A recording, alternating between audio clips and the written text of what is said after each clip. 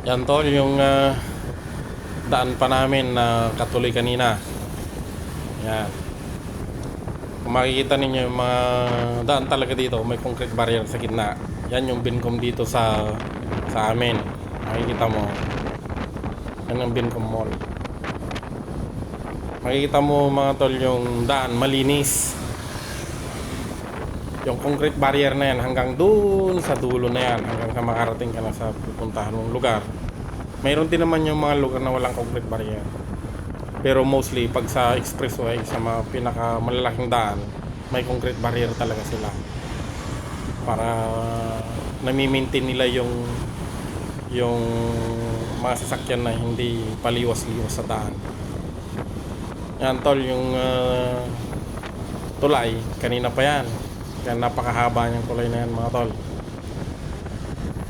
Yan yung mga lugar na magaganda, kaya lang nakapantay sa sasakyan kaya hindi natin mapuntahan. Yan. Yan yung tulay tol na malaki. Yung kanina pa. Yan tol, kung makikita ninyo yung Torre na yon, Torre building na yan, yan din ay isang pinagmamalaki ng Vietnam. Pero mayroon pang mas malaki dyan, mas mataas, yung nasa nasa sentro.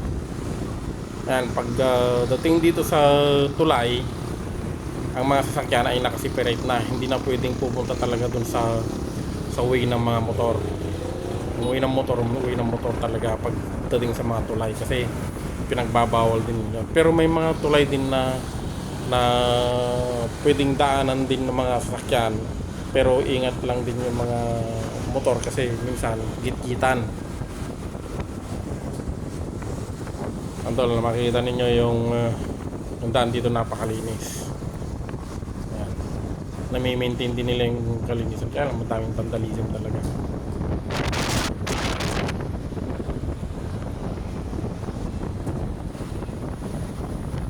Ayan. Makikita nyo tol, ang ganda ng Vietnam. Although mahirap na bansa, pero maganda rin yung lugar. Free country din siya. Kaya maraming mga foreigner na nagpupunta rito, nagbabakasyon, tuturis, yan, para makita nila yung kagandahan ng Vietnam. Pagkain lalo na, tsaka yung mga bilihin mura. Yan mga tol, makikita nyo. Yan na